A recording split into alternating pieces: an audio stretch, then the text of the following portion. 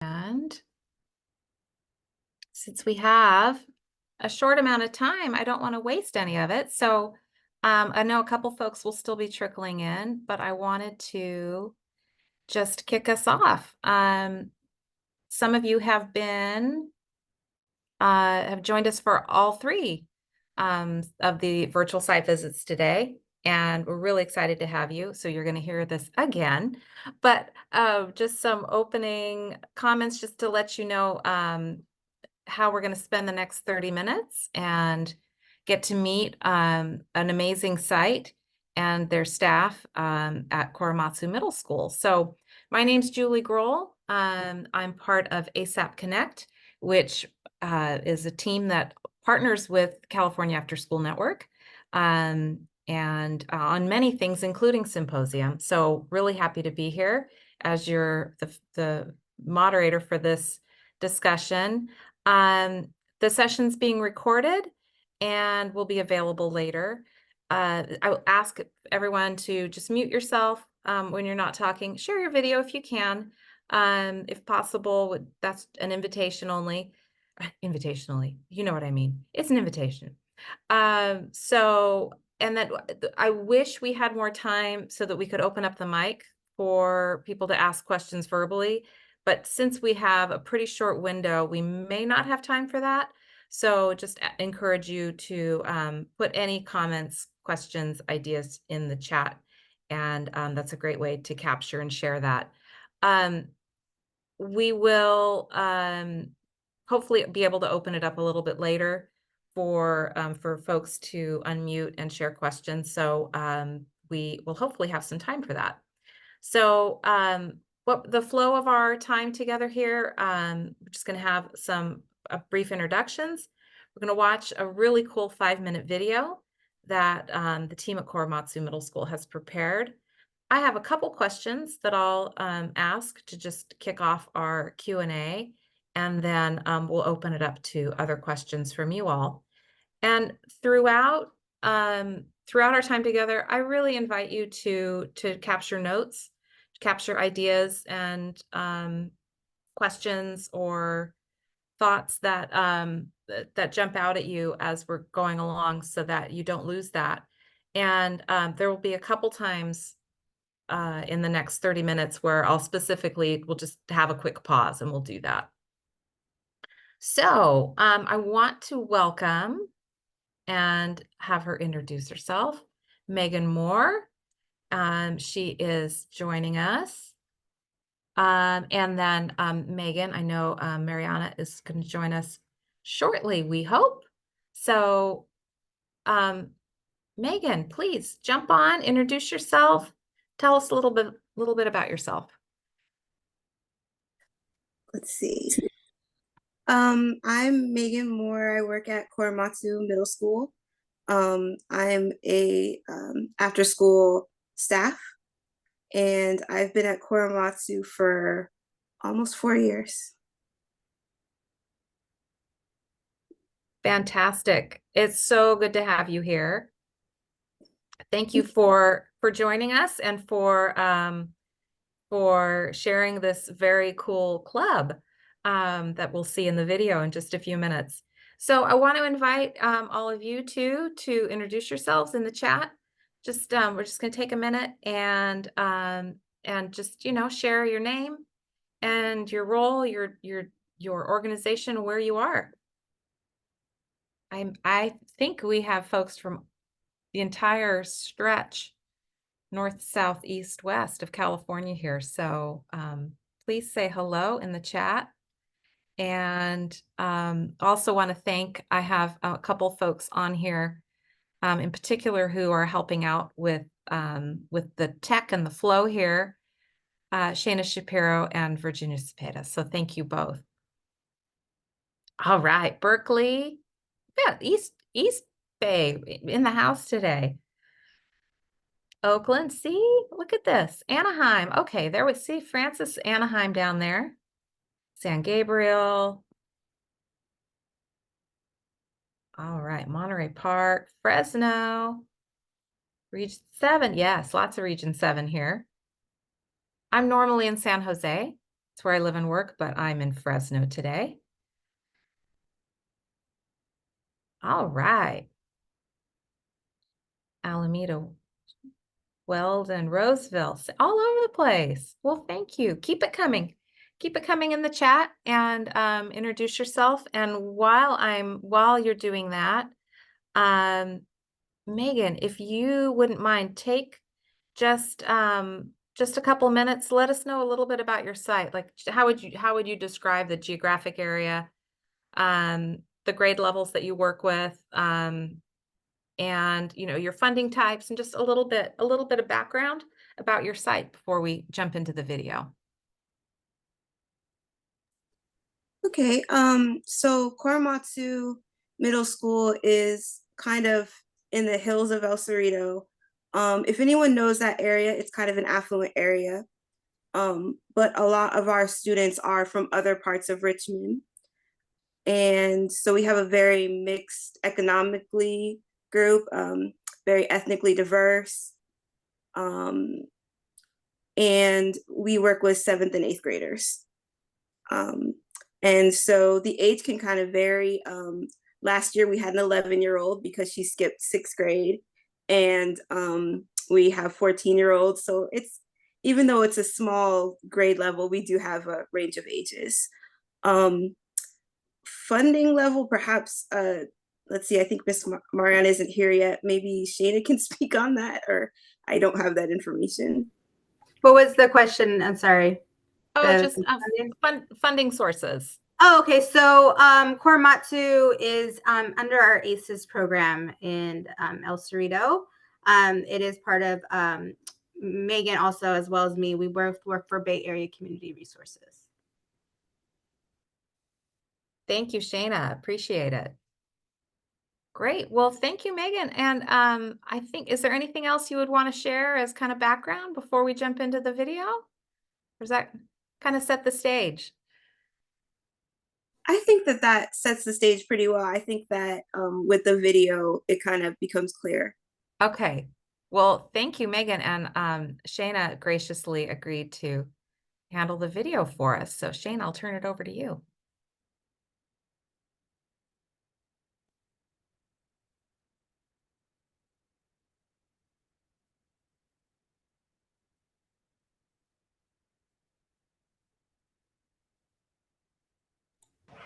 Miss Megan, it broke right there. Oh no. Do you want to fix it for me? I don't know how.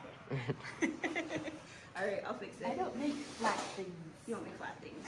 You see, I only make stuffed animals at this point because it's fun.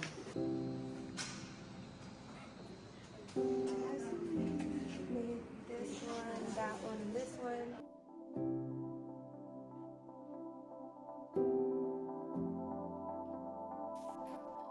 I am the program coordinator here at Korematsu Middle School. We are in our crochet club. I started Crochet Club, I did, but I actually learned how to crochet here in 2021. My coworker taught me. They learn so fast. Sky, how long have you been crocheting?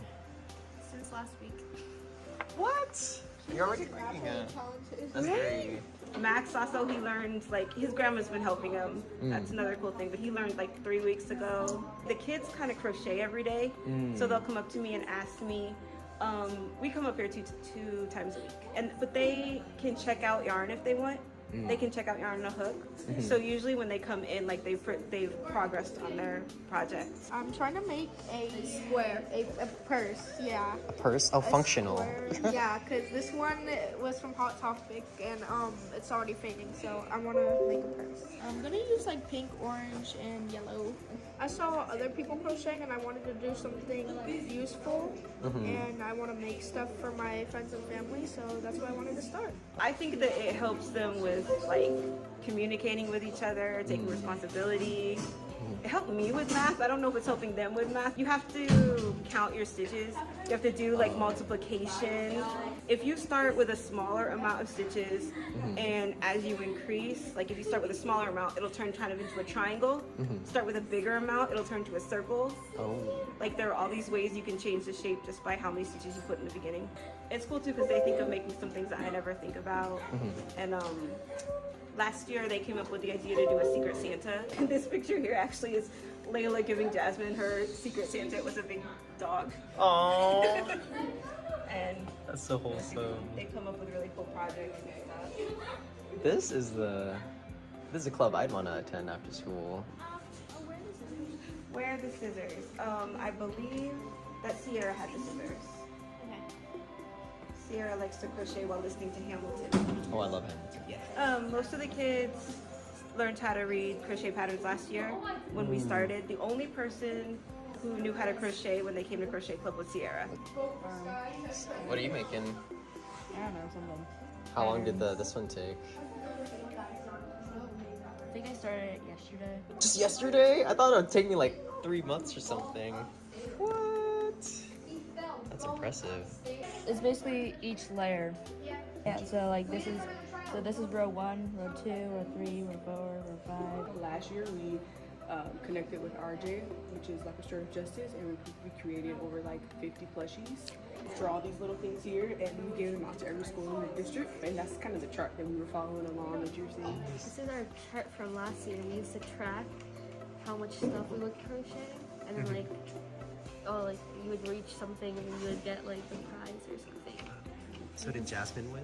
Yeah, Jasmine and Max passed this or something. What? We probably like drew on the board like past that. How much do you crochet? Like, how often? All day. Often. Ariana is very good at organizing and coming up with things. She helped me rewrite the rules because I wrote them kind of in my old person words, and she helped kind of make them more accessible. Hello, my name is Ariana and I'm a student here at Korematsu. I go to the after-school program and also I am the president of the Crochet Club. I learned how to crochet last year with my teacher, Miss Megan. She has taught me so many new things, and I like to pass it along to other people. That's one of my favorite things to crochet. I get to connect with more people, I get to create new things, and it's just a wonderful experience. What I love about the after school is like the kids. Like the kids they're all unique. They're funny. I just love talking to them. Yeah. You know, and I get to do things like this with them. Like I get to crochet at my job. Yeah. Seems like a good job. It's amazing. Yeah. They just bring a different decorum to life. Seeing them kind of grow day by day, being able to like mentor and advocate them to be better and always want better. They bring a different type of joy to my life, honestly.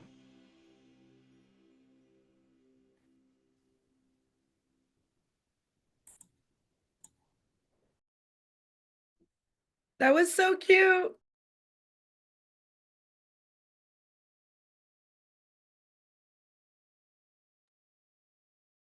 Wow, Megan, that is so cool.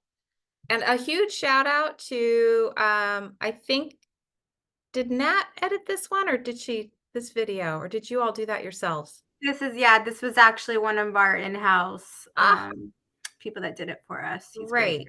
And then our 2 staff are also here. So I have Jacob and Mariana are here too. All right. Hi, guys. Mariana, let's get you in the, can we add you to the spotlights here? There we go. So we just saw, you just joined us while the video was going.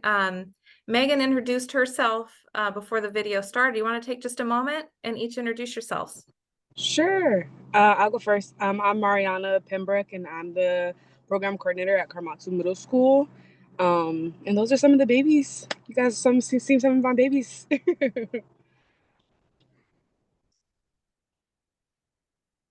Yeah, hi, I'm Jacob Barhus. I'm the program manager for Korematsu and other schools around that area. And I'm just here for support because shout out to both of them. They should have all the credit for this. It's an amazing class.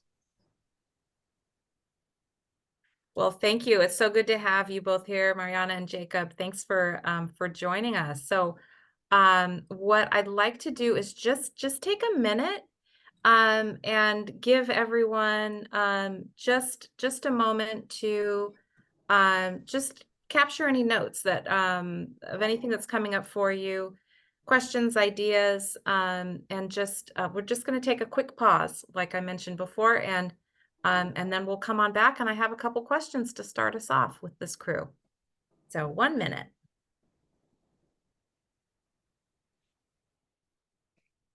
Okay, all right. That was just a quick minute. I see we already have some questions going in the chat. And I'm gonna start it off with just a couple questions and then we'll open it up. So a question that I have, and Megan, this is probably a question for you. How have you observed Crochet Club fostering stronger relationships between the students and then students and staff? I love that question because I think that any kind of fiber arts, it creates this community where you're learning from each other. It's a very collaborative thing. It goes back to, the generations where people used to sit and do like quilt squares or, it's that kind of thing. And the students learn from each other. They're all willing to give help to each other. There's one student that started last week and then they had their friend come and they taught their friend how to do what they had learned so far. So it's just this wonderful community where they're mentors to each other, whether they just started or whether they've been there a long time. And with me, I found that stepping back a little bit fosters connection between us, showing them that I trust them to organize their craft supplies, to come up with ideas. And when they need me, they'll ask for help. If I give them an assignment, they'll work on it together. And then if they need me, they'll ask for help. But they are also very good at trying to figure things out. And I think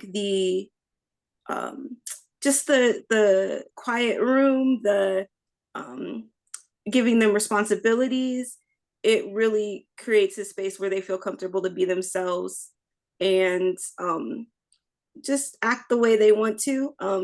For instance, Jasmine in the video, Jasmine is a student who does not talk very much. And she feels comfortable, if she wants to express something, sometimes she'll just point. And that's fine, gets her point across. So that's something that I'm very proud of and I enjoy the kids so much. Oh, that's great. I love an example of that, how you shared that you let the students kind of made your language on the rules board, more for them. Like you just let go of it and let them do it. So that's a great example of that.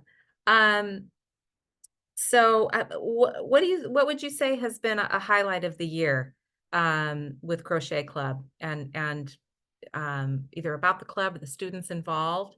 What's kind of been a highlight for you, do you think? Well, for me this year, there have been a lot of parents, grandparents who come in, they see their kids crocheting and they'll share with their kids like, oh, I crochet, or oh, your grandmother crochets. And the kids didn't know. There's been a lot of them working with their parents or grandparents at home. Sometimes they'll have little sessions when they pick the kids up. Like they'll see that their kid is working on something difficult and they'll like sit there with me and teach them for a little bit. So for me, that's a highlight.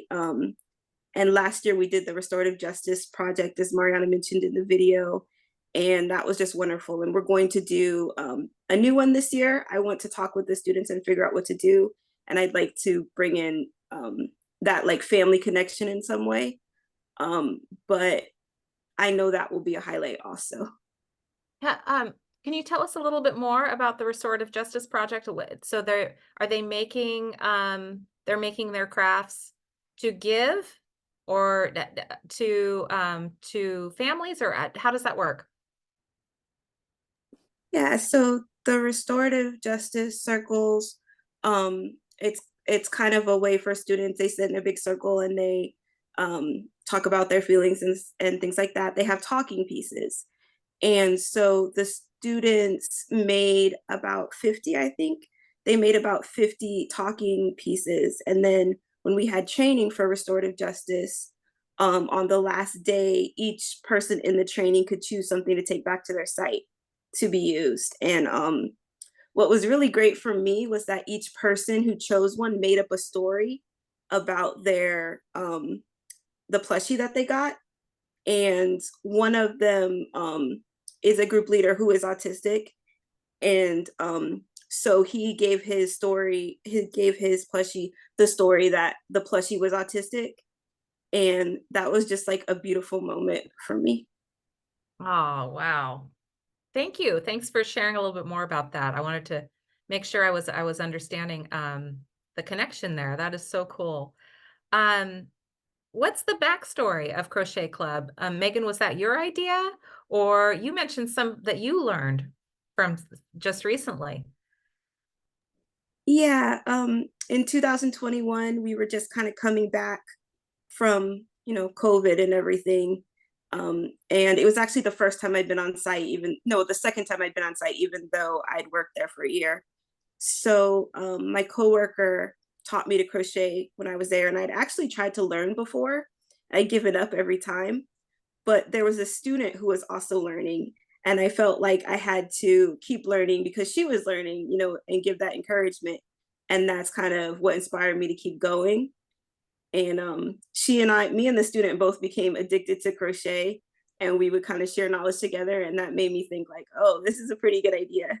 And it's also very calming. A lot of my students note that. And for me, coming back from the pandemic, it was very anxiety inducing. So I wanted to share that method of kind of mindfulness with the students. Yeah. I love it. And it just grew from there. That's amazing. So I have a question. This might be a question for Mariana and Jacob, but obviously Crochet Club is popular. What's worked well to help you with meet attendance goals? Any success stories there, or trial and error? I guess I can chime in for that. So I can say that when I came in last year, our program had from like maybe 10 to 25 students at max. Um, and I'm an alumni from the school that Korematsu. It was actually Portland before. But I'm an alumni, and so the principal there, he was my vice principal when I went there. So it was like a total connection when I first met him. Like we re-met him, and we kind of know that like, hey, we're gonna be working together. So um, my big thing to my organization and to the school was like, the parents, the students, they need to see who they are going to be working with throughout the school year. I feel like that was a really like one of my main goals coming into this year was this. They have to see us. If they don't see us, they're not going to be engaged to come and even try to figure out who's there, why we're here, what's going on. So that was just my main thing that I was pushing to everybody. Like Miss Mariana has to be on site. Miss Megan has to be on. Like we just have to be seen. And I think that was a true crucial part to why we are now ratioing 60 to 80 students a day. Whether they're coming for a program the full time, whether they're coming for a sport, whether they're coming for whatever, clubs we have on campus. It's just been a total turnaround. And so I just have to keep telling myself to keep going because my background is coming from elementary school. I work with some middle and some high, coming up, but really just I think just seeing the change from that first year was just like, I know we can do it. Like, no matter what barriers come up, we're gonna get through it. And I have to really like throw my hat off to Megan and to my other staff for just come in and really, no matter what challenge came apart or came about, they were just like, Miss Marina, we're gonna get through it. Like we got this. You're doing, you're doing what we have never seen before. So let's keep it. So I just really have to like keep that in mind because I was nervous at first. I'm not gonna lie. I was like, oh gosh, I don't know what are we gonna do? But just really having the support from my organization, the school. I think really having that connection with the principal was like tremendous help. And then of course me just growing relationships with all the administration staff on campus. Down to the custodial staff, down to teachers, and just really again making my face being seen. I'm not due to work until 10:30, and sometimes I'm there at 8:38, just so that the kids know like Miss Mariana's on campus. If you need me, come to my office. And I think just really being that voice for them is crucial. Oh, thank you. Jacob, anything to add? No, to me, Miss Mariana and Miss Moore are both just incredibly impressive staff that we're lucky to have at BACR. I think one of the reasons why I spoke to Shayna about showcasing this school and this program, which is the strength and resiliency of program. Like Miss Mariana said, they have basically built this program from scratch and with one of the least funded schools in the entire district. And so that's just a testament to them. I'd say one of the things that makes crochet so strong from an administrative perspective is that the way that restorative justice is tied into it, the way Ms. Moore, so professionally spoke about, but also that it's very low impact when it comes to the money, which I know can sometimes be an issue, right?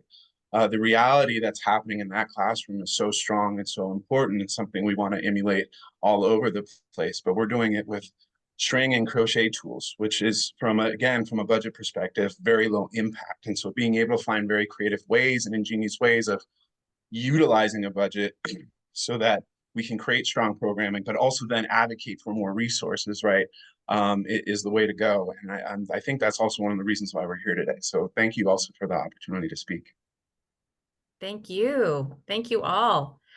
We have just a couple minutes left. Shayna, are there some questions in the chat you want to elevate? Yeah, I saw a few. Let's see. Tiara Gonzalez asked, do any of your students sell any of their creations or implementing entrepreneur skills? Yes. I saw someone mention Fairmont before, that they worked at Fairmont with Sky. And Sky is one of the students that is an entrepreneur, which is she sells like bracelets and things like that. And she came to me, I think about a week after she learned crochet. I think it was the day after this video was taken. And she goes, Miss Megan, I got a few orders, so I'm gonna sit here and I'm gonna work on them. And also Jasmine, who also attended Fairmont, they had, I think, I'm not sure if it was a craft fair or something like that. She had a little booth and she sold scarves and plushies and other things, and she did very well. They also just like to give each other things, but we definitely have like the entrepreneurial students. Very cool. That is awesome. Those are skills. There's just a lot of positive comments in the chat. So not a lot of questions, but lots of positivity. Was it easy for students to teach each other and the adults is another question. Well, I think one great thing about crochet is there are always new skills to learn, even for adults. So the students will teach me things, the students will come up with suggestions for me. And because there are always skills to learn, there's always something to celebrate. So there's, when they learn the first skill, which is chains, they can teach that to someone. When they learn how to do single crochet or double crochet, they can teach that to someone. And they're very good at encouraging each other, very good at pointing out, oh, you learned how to do that. I didn't know how to do that until the second week, but I find it really fun. Like, they're very good at teaching each other, and it comes to them naturally, honestly.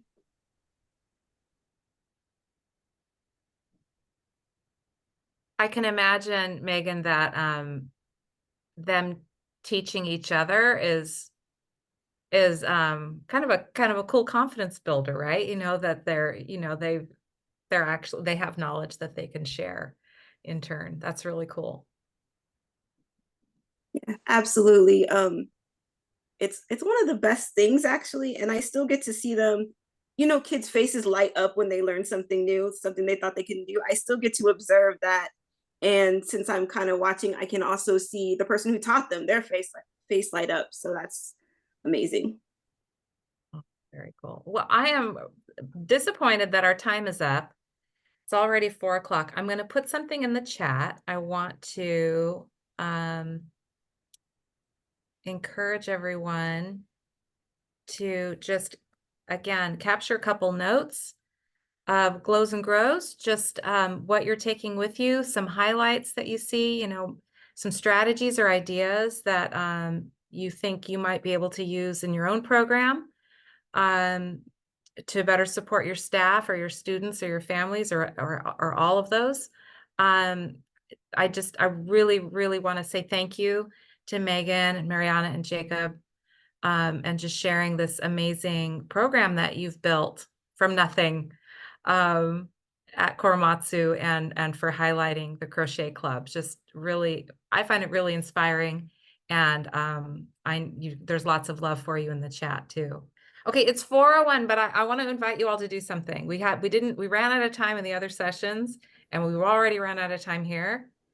Let's do a word or phrase waterfall in the chat. So if you don't know what that is, type something in the chat, what you're taking away from all of this, whether you've been here for all 3 of the site visits or just our friends here at Korematsu. What is a word or phrase, something that you're taking away, or something that got you excited today? But don't send it yet, okay? So take a moment, think about that word or phrase, and then I'll tell you all when to drop it, and we'll have a waterfall in the chat.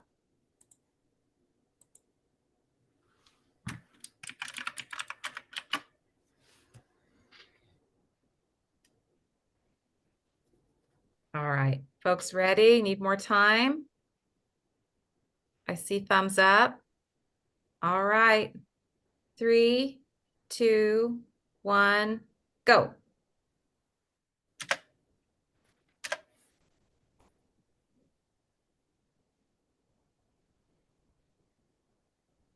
Love it. Confidence, development, amazing, passion, stepping back, community. Let your students lead the way. And a huge, lots and lots of thank yous. Thank you all so much. I was really, really honored to just facilitate this discussion with Megan, Mariana, and Jacob, and just again, just thank you for taking the time, this precious time, especially at 4 o'clock in the afternoon, to share this with us, and just thank everyone here for joining. Really, really glad to have you here. And like I said, the recordings and the videos will be available after the symposium, and I'm just really, really happy to have been here with you all. So thank you. Thank you.